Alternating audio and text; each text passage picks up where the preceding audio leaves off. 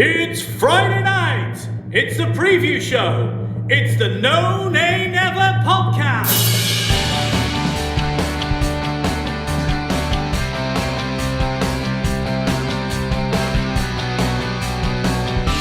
Hello and welcome to the preview show brought to you by the No Nay Never podcast. I'm your host, Natalie Bromley, but joining me as ever is the main man, the headliner of the preview show. It's our very own Dave Statman Roberts. Dave, it's a delight to have you on the preview show, as always. How are you, sir? I'm very well, Natalie. How are you? Yeah, I'm good, thanks. Now, regular listeners, I don't actually know whether we have listeners who just listen to one show and not the other one, but I'm going to work on the assumption that most of our previous show listeners are also analysis show listeners, where you joined us this week. You went rogue, you came and what's the word? You had a bit of a side hustle with the analysis show. It was good to have you. Well, I was invited, yes, so I played along and joined the analysis show for a change, and then preview show as well. So yeah, two Exactly. in a week. Double dose of Dave. That's what I should have called the podcast. Double dose of Dave. I missed a trick there. Well, it's very nice to have you. We should have you on there more often because it's always nice to have your opinion. It's also nice as well to talk to you about an opinion and not just about cold hard facts, which is obviously what you're here for because that's the preview show. But it is quite nice actually just to get you as a fan. You say that, but then you get me on the analysis show, and then I get fired from all angles. Oh, what about this stat, Dave? What about that one? That's very true. As we are recording this on Wednesday night, I have no idea whether or not Matt's going to have been. Matt stalks us with videos and takes our calls and then gets all of our worst bits and puts them on social media because he's a cheeky little scoundrel. But there was one point in a break in the show when we were just trying to iron out a few bits, and it was just like, listeners, it was like a free-for-all. Like the whole team were like, Dave, can I just ask you one stat? How many times, what's the goal difference when Barnes and Wood have been up front rather than... And I'm like, does it make a difference when Cork's in midfield? And Dave's just like, I can't literally just magic these out of my hat. Like, this is crazy. So you never know. We might have some really fun and games stats for next week's analysis show.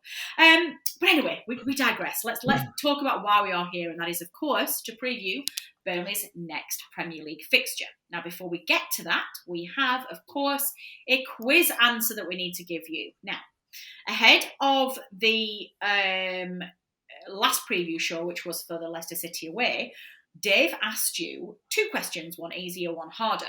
Question, which quite frankly to me, they were both hard. I didn't think either one was easier than the other. But question one, which was supposed to be the easier question, was which player scored Burnley's first ever goal at Leicester's current stadium, which was opened in 2002? Tricky. Question two, which was supposed to be even harder than that, was, other than the answer to question one, and Andy Gray, who scored, of course, the winning goal for Burnley in away games at Leicester in 2006 and 2007, which other player has scored a winning goal for the Clarets at their current stadium? Dave, what were those answers? Okay, well, the correct answers were, the first one was Ian Moore. He scored Burnley's goal in a 1-0 win in October 2002 and celebrated it with a rather young-looking Robbie Blake. He does look Yeah. And the second question, well, it's a shame this one because if we'd have won on Saturday, it would have been, you could have said Chris Wood, but you wouldn't have known that before the game. But the player we were after, the name of the player who'd also scored a winner for Burnley at Leicester was actually our player in focus. We did our last episode, we had our Club Connection section, Adi Akinbaye was the player who won the poll with nearly 60%, and he was the player who scored the winner in our 1-0 away win. That was in November 2005. Wow. Well, did any of our listeners get the correct answers, Dave?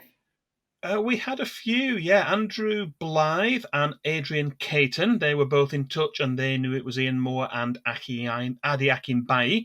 I believe that our very own Tom Whittaker, he knew both of those as well. He probably was at both those games. And I think they were the only ones to get both right. We did get a variety of wrong guesses, as well as a few like Jan Gezeleski. He just got Ian Moore. So, yeah, maybe it was a tricky one.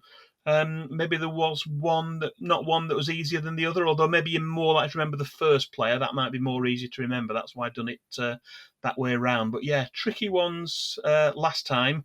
But this next time, at the end of the show, I've got another quiz question. We're going a little bit different. We're just doing a single question this time.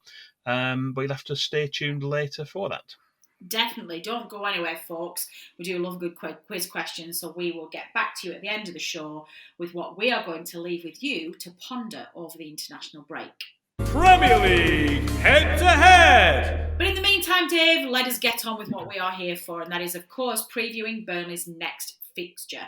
Norwich City at home. It's the big one. Saturday the 2nd of October, 3 p.m. kickoff, and once again, not televised live in the UK. Dave, high-pressured games. We've got a lot riding on this one. We've simply got to get our first 3 points of the season. Let's delve into the history books and this fixture and start us off with a summary of our Premier League meetings, please. Yeah, well, this season we are providing you with the head-to-head record between the clubs in Premier League games, either at home or away, depending on the venue. It's going to be quite a short section this week, as there's been just the one previous Premier League meeting at Turf Moor between the two clubs. That was in September 2019, when a quick-fire brace from Chris Wood in the first half helped Burnley to a 2-0 win. However, Norwich City did win a match at Turf Moor that season. They knocked us out of the FA Cup. That was in January 2020. But after being relegated at the end of that campaign, they were able to bounce straight back at the first attempt by winning the Championship again last season. There have only been 2 other seasons when the two teams have played each other in the top flight, and they were both back in the 1970s. Burnley won 1-0 at Turf Moor in December 1973, when a second-half header from Billy Ingham was the only difference between the two sides. And we're going to keep back the details of the only other top-flight meeting at Turf Moor between the two teams for our next section. Ooh, what is that next section then, David? It is, of course, Memory Match. What are you going to tease us with here? We've already mentioned Burnley's 2-0 victory over Norwich from the season before last, as the only previous Premier League meeting at Turf Moor between the two teams. So we're going to turn the clock back to the 1970s for this week's memory match, and it's a rather unusual one too. It was the 13th of September 1975, and during an interesting first half, there were 3 penalties. Peter Noble put Burnley ahead in the first minute, following a breakaway move, and also scored a 26th-minute penalty before Ted McDougall pulled one back from the spot after 31 minutes. Burnley were awarded another penalty just before half-time, and Peter Noble converted again to complete his hat-trick and gave Burnley a 3-1 lead at the break. In the second half, the visitors added further goals from open play from Ted McDougall again and Martin Peters to make it 3-3. But 3 minutes before the end, Mike Summerby's free kick was headed in by Peter Noble for his 4th, which everyone thought would surely be the winner. But Norwich hit back through Phil Bowyer, who grabbed a last-gasp equaliser with a close-range header from Martin Peters' cross to make it 4-4. So, yeah, very unusual game. Burnley drew it 4-4, and Peter Noble scored all 4 goals. Excellent. That is a great section. What about the next Just one? One other thing on that as well. And did you know who the Norwich City manager was for that game?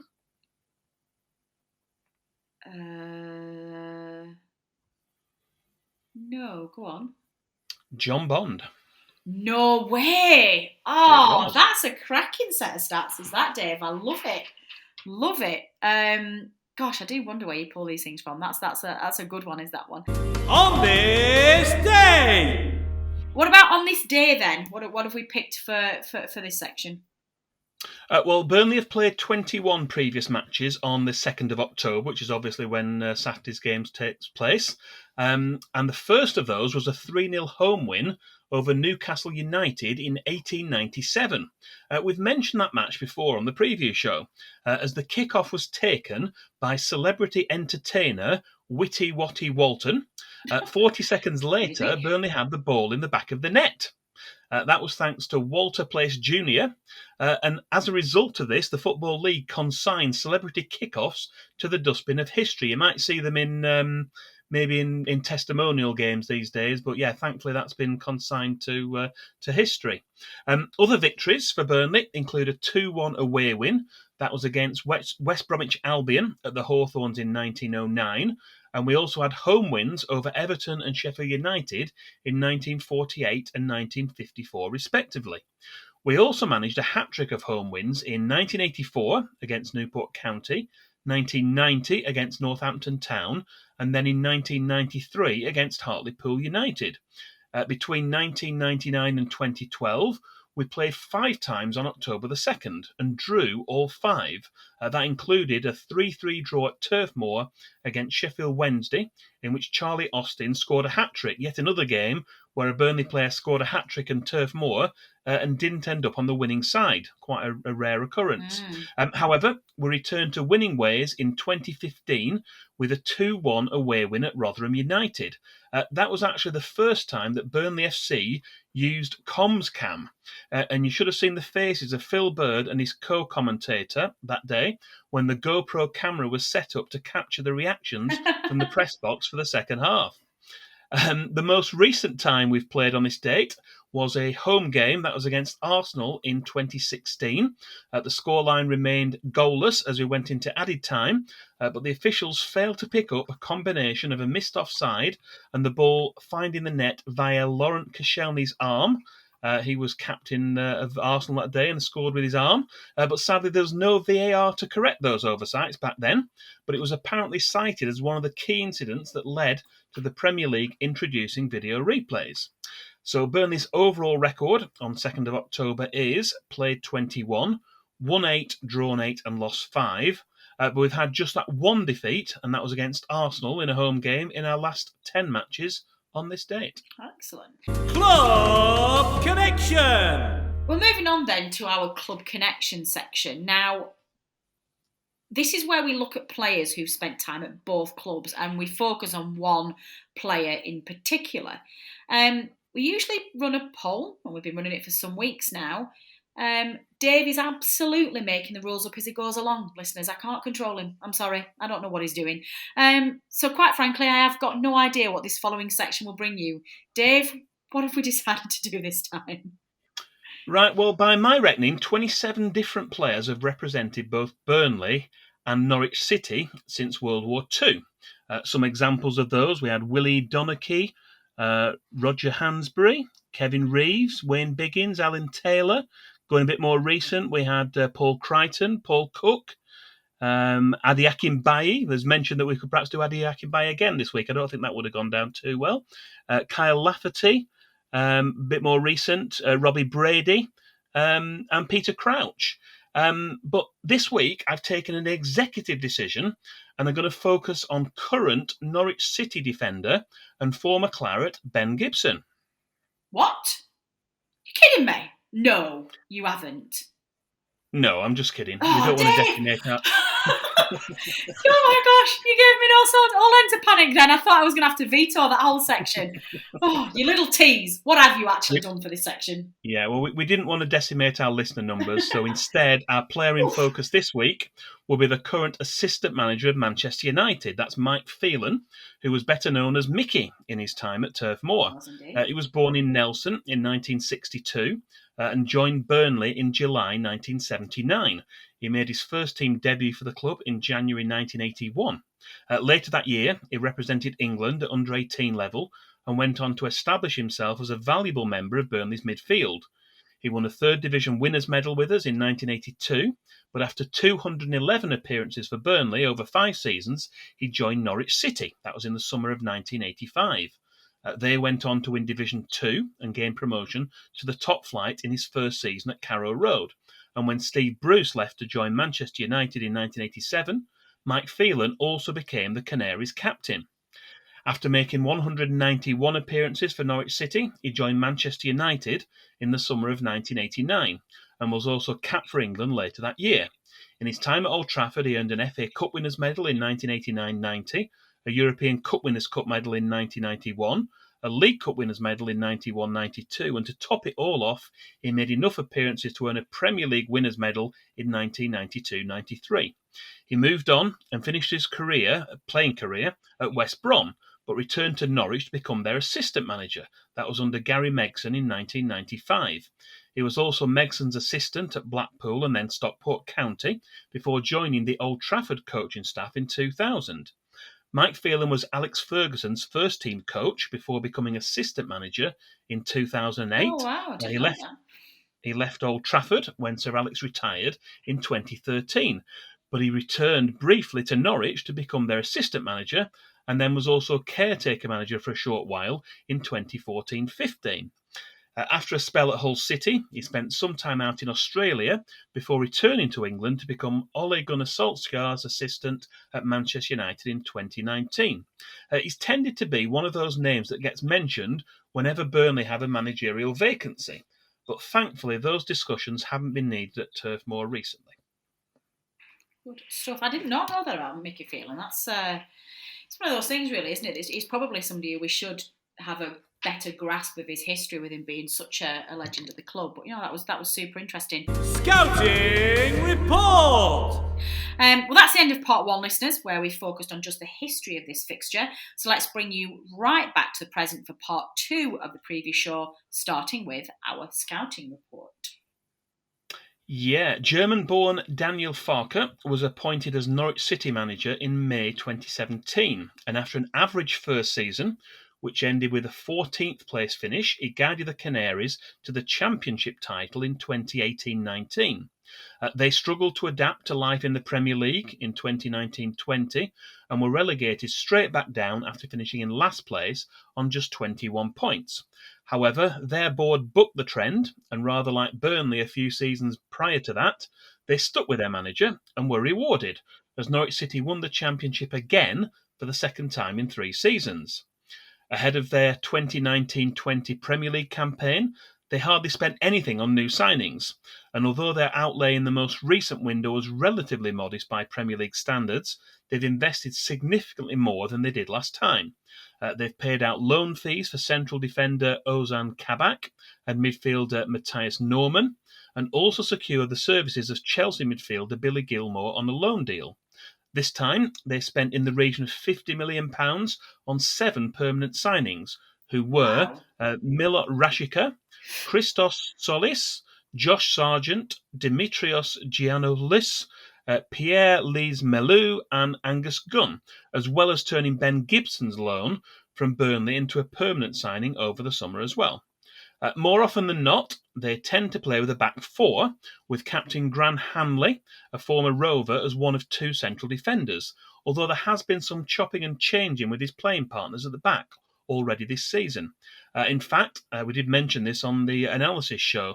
For the Carabao Cup match against Liverpool and the most recent Premier League game against Everton, they've experimented with the back 3, one of whom was Ben Gibson, alongside Hanley, with 2 wing-backs. Matthias Norman has been deployed in a defensive midfield role, with width being provided with the likes of Milot Rashica and Josh Sargent.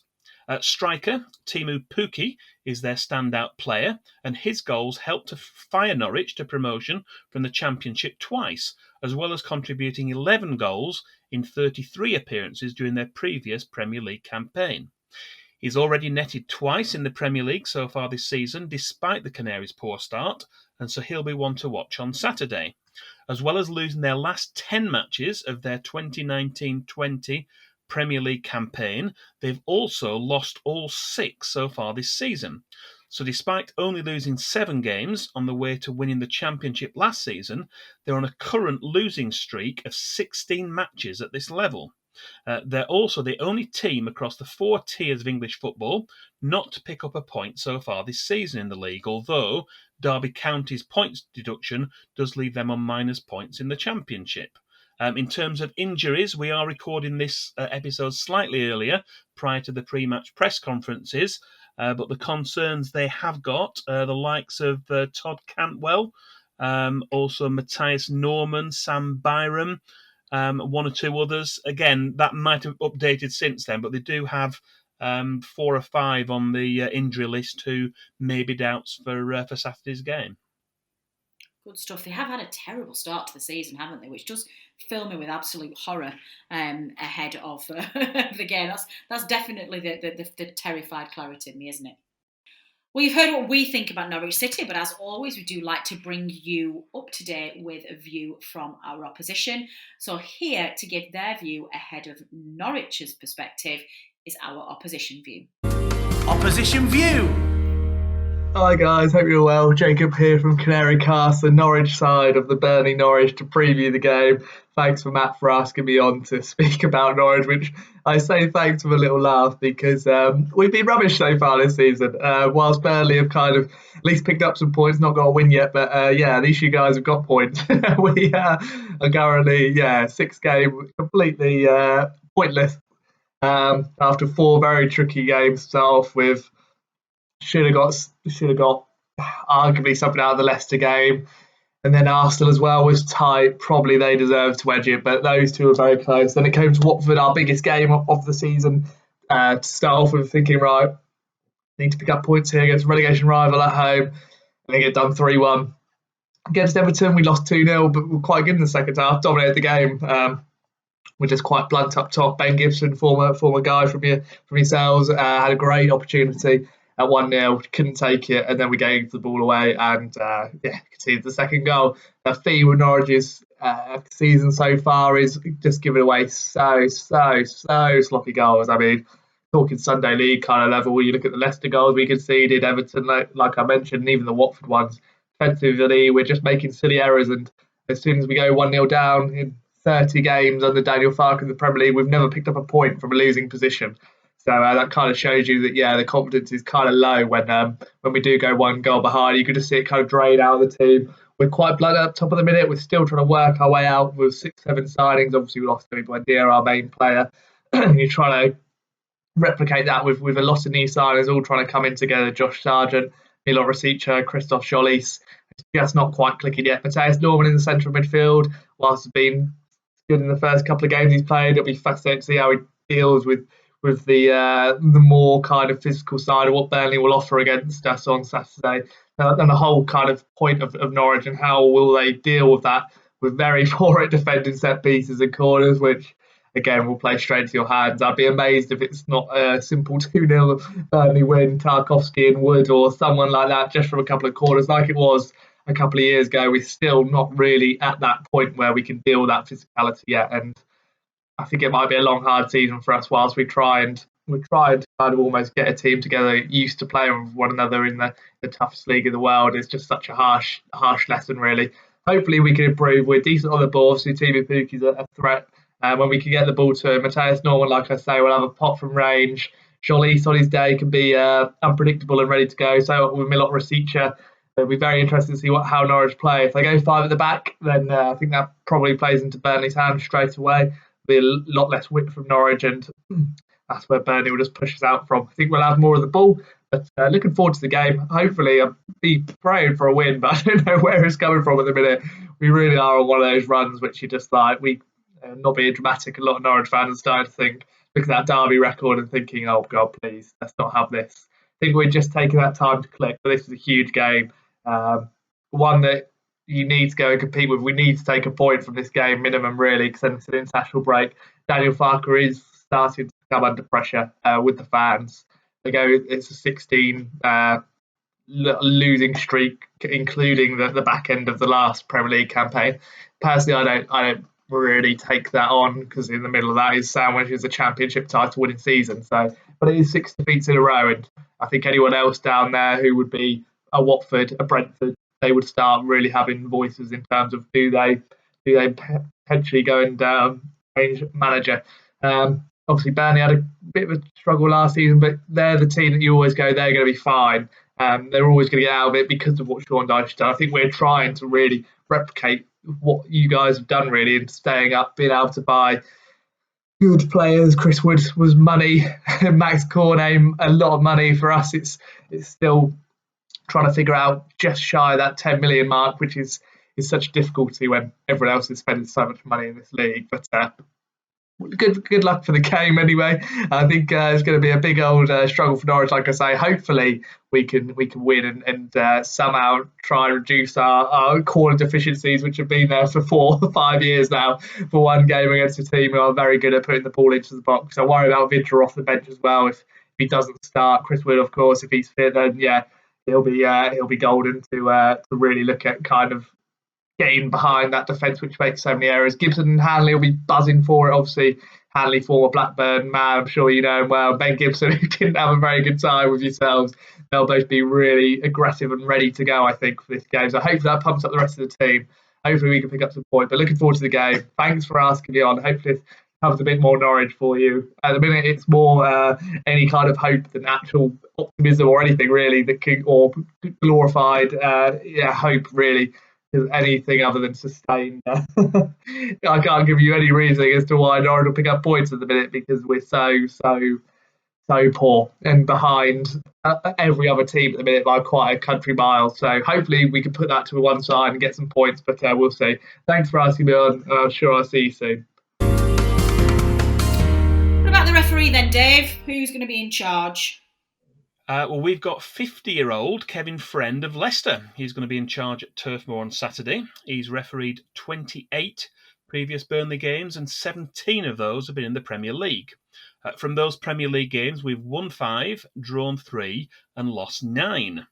During last season, he was in the middle for 4 of Burnley's Premier League games, and although he beat Crystal Palace 1-0 at Turf Moor last October, the other 3 occasions during the second half of the season, against Manchester United at home and away to Spurs and Sheffield United, ended as Burnley defeats.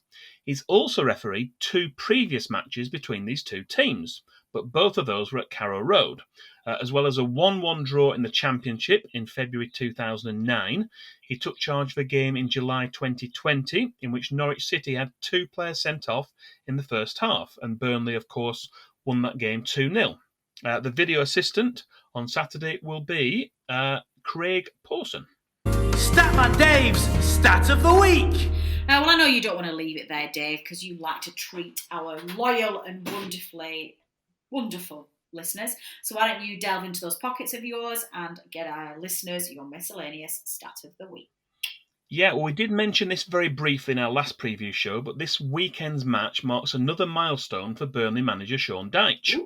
He was unveiled as Eddie Howe's replacement at the end of October 2012. So as he approaches his 9th anniversary in charge at the club, the home game against Norwich City will mark his 400th match in charge as Burnley boss. Our record in those games is played 399, we've won 145, drawn 108 and lost 146. So a victory on Saturday would return us to parity between wins and losses. Burnley has scored 461 goals and conceded 488 during this time. 43% of our goals under Sean Dyche have been scored by just 4 players. Sam Vokes with 62, Chris Wood with 51, Ashley Barnes with 46, and Danny Ings with 40. So they have 199 goals between them with Sean Dyche as manager. Although we always hoped that we would return to the top flight, few Burnley fans would have imagined that we'd get there quite as quickly as we did in 2013-14. And after a minor setback and relegation in 2014-15, to repeat the feat and get promoted back as champions at the first attempt was impressive. We are now spending our 6th consecutive season at this level and have achieved a couple of top-half finishes, including a 7th place finish in 2017-18, which delivered our first competitive European fixtures for over 50 years. Of course, he's just signed a new contract extension to keep him at Turf Moor until 2024/25. And we're looking forward to 4 more years of Sean Dyche. We certainly are. Here. Well, we're not going to talk about our thoughts ahead of the match, Dave, because, of course, we had you on the preview show. No, the analysis show, earlier on this week. And we obviously talked quite in depth about what we felt ahead of the game. So I'm going to cut down our preview of the preview and just ask you to give me a score prediction, please, Dave. 2-0. Oh, confident. Who's going to score? Chris Wood with a header and Matej Vydra with a right-footed shot. Look at that. Bang on script, listeners. He's a good one, is Dave.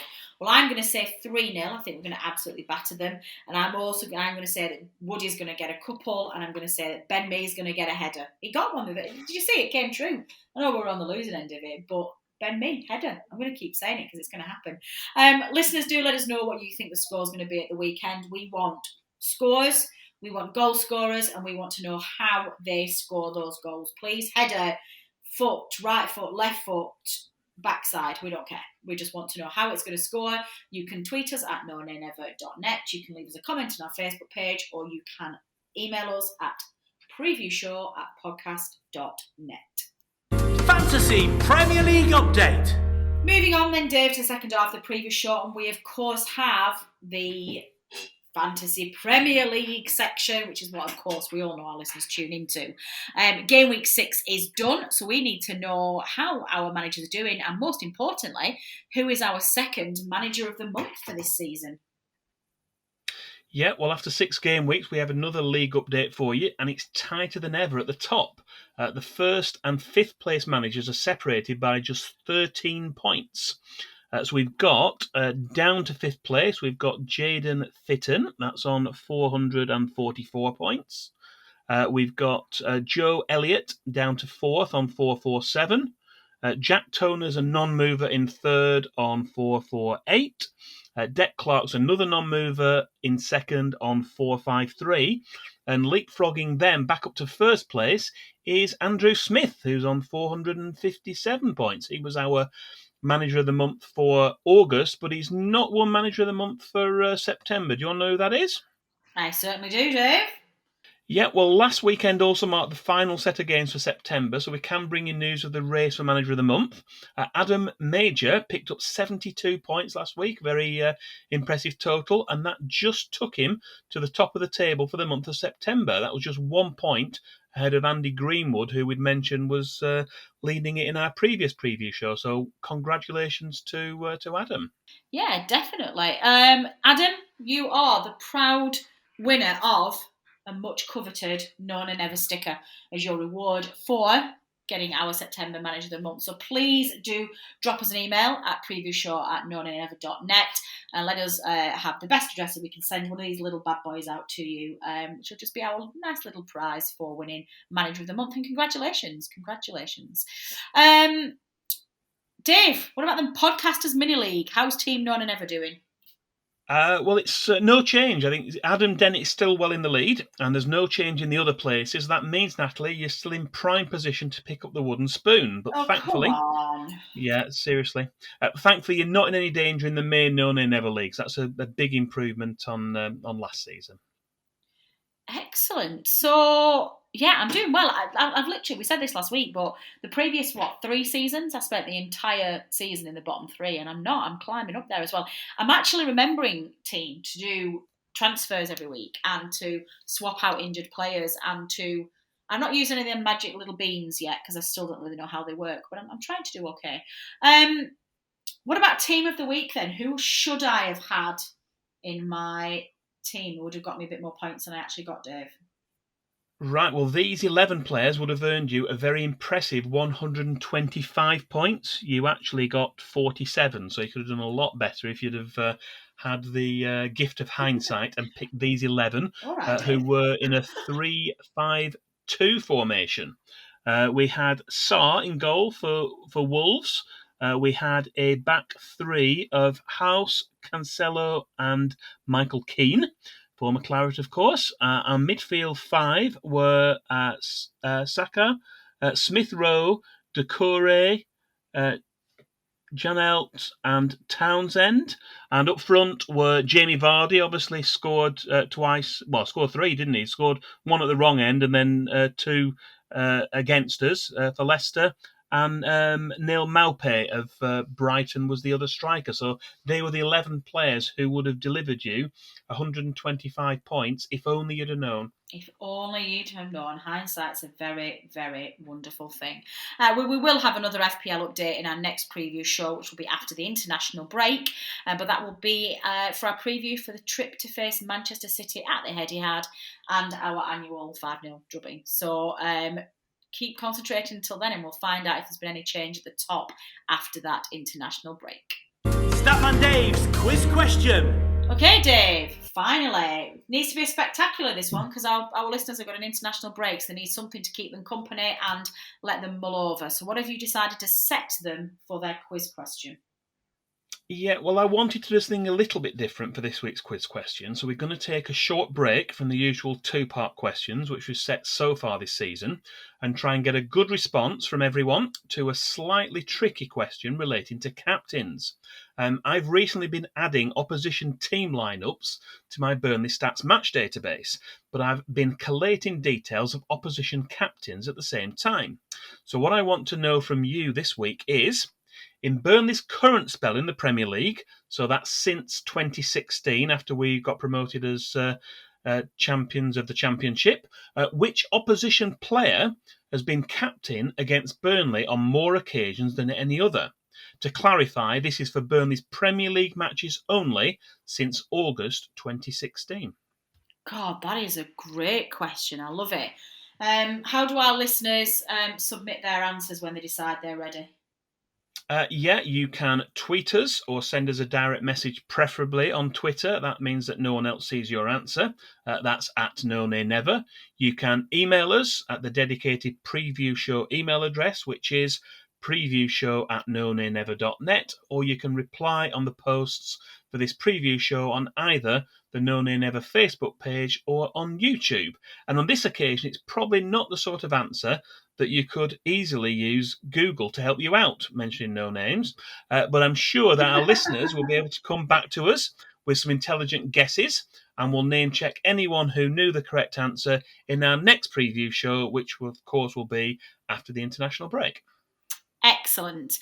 Well, let's sign off then. Have we got any other business that we need to discuss before we let our lovely listeners go for the week? We got any community news, fixture changes, anything that we need to, any public service announcements, Dave? Well, yeah, just our regular reminder that there'll be collections once again around Turf Moor for the Burnley FC in the Community Food Bank prior to this Saturday's match. You'll be able to see the collection points on Harry Potts Way, and also they've got collection points on the bottom of the path to the ground behind the cricket club. You may have seen Food Bank manager Sean Danaher being interviewed at pitchside during the half-time break for our last match, and I know that every donation is put to good use within our local community. In terms of fixtures, we've got lots of 3 o'clock kickoffs. We know that Saturday's game's 3 o'clock, and the next 4 after that, league games anyway, they're all Saturday 3 o'clock kickoffs. But in between there, we do have another extra fixture to shoehorn in, and that's our cup game against Spurs. That's now been confirmed. It's a 7:45 kickoff, and that's on Wednesday, the 27th of October. Obviously, at home to Spurs. Let's hope we can get a good result against them in the last 16 and get through to the last 8. That'll be a progress for us, getting some a really good cup run this season. Yeah, that definitely would. Well, that's all we've got time for this week, listeners. My thanks as ever go to everybody who has contributed to getting this podcast off the ground. To Turf Moor Stadium announcer Dominic Walker for his specially recorded preview show announcements. To producer Matt, as always, does a sterling job of knitting all of this together. To the main man himself, Dave Roberts, for researching our preview show episodes and just doing an absolutely fantastic job of pulling all of these incredible stats and facts together. And last but by no means least, to you, the listener, for downloading and listening to this episode. Your support is very much appreciated, and we would not be here without you. It's as simple as that. The rest of the team will be back on Tuesday with the analysis show and going over what I'm absolutely sure will be our first 3 points of the season. And then Dave and I will be back after the international break to look ahead to that away tie at Manchester City. Take care in the meantime. Do try and look after yourselves and others around you, and we look forward to seeing you soon. I've been Natalie Bromley. This has been the preview show brought to you by the No Nay Never podcast. Until next time.